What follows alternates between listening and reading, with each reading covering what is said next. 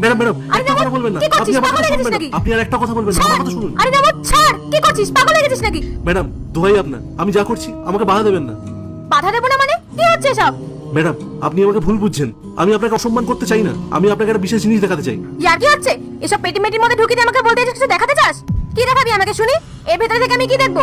Madam আমি আপনাকে একজনের আসল রূপ দেখাতে চাই। আমি আপনাকে অনেক দিন ধরে সত্যিটা জানার চেষ্টা করেছিলাম, কিন্তু আমি পারিনি। আজ সেই সময়টা এসেছে।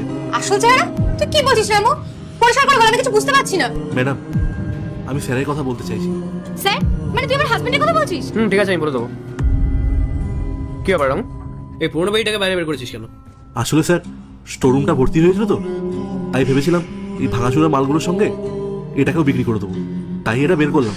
ওহ, ভালোই করেছিস। আচ্ছা শোন, বলছি তোর ম্যাডামের তো অফিসে যাওয়ার কথা ছিল, ও কি চলে গেছে? হ্যাঁ স্যার, ম্যাডাম তো কখন অফিস চলে গেছে। কখন চলে গেছে মানে? আর একটা নির্দিষ্ট সময় থাকে তো, 5 মিনিট 10 মিনিট, ঠিক করে বল কখন গেছে। ওই স্যার 5 মিনিট না 7 মিনিট, ওই 5-7 মিনিট আগে। এতক্ষণে তো মনে হয় সোসাইটি পেরিয়ে রাস্তায় চলে গেছে। এই তুই তাও একবার গিয়ে চেক করে আয় যে গেছে কিনা, যা। আমি তো নিজের চোখেই দেখলাম স্যার, ম্যাডাম বেরিয়ে গেলেন। আমি তো বলছি ম্যাডাম চলে গেছে। এই তোকে একটা কথা একবার বললে কানে ঢোকে না? তোকে আমি যেতে বলেছি তো, যাবি, যা গিয়ে দেখে আয় ম্যাডাম আশেপাশে আছে কিনা, তারপর সে আমাকে জানা। যা বলছি তাড়াতাড়ি কর। আচ্ছা স্যার যাচ্ছি। এই রামুটা না বড্ড বার বেড়েছে, একটা কথা একবার বললে বোঝে না। ওকে তো পরে দেখছি।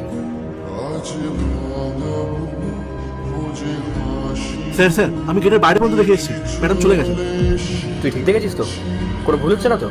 হ্যাঁ স্যার আমি একদম ঠিক দেখেছি, ম্যাডাম চলে গেছেন। বলছিলাম কি স্যার, যদি কিছু টাকা দিতেন তাহলে খুব ভালো হতো। এখন আবার কিসের টাকা? গত সপ্তাহে তো আমি তোকে টাকা দিলাম।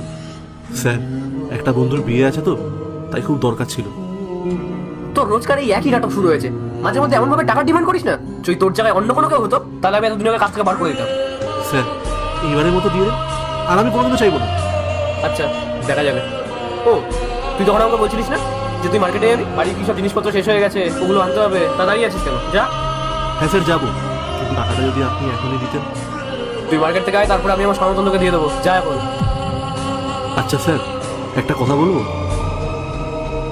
কি হলো আবার? আপনি না ম্যাডামের সাথে খুব খারাপ করছেন, আপনি ওকে ঠকাচ্ছেন স্যার।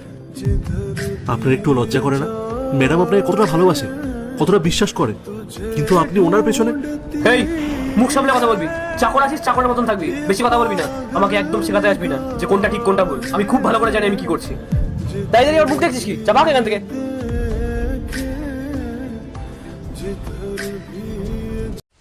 পার্ট 2 দেখতে সাবস্ক্রাইব করো ভেলকু 78M।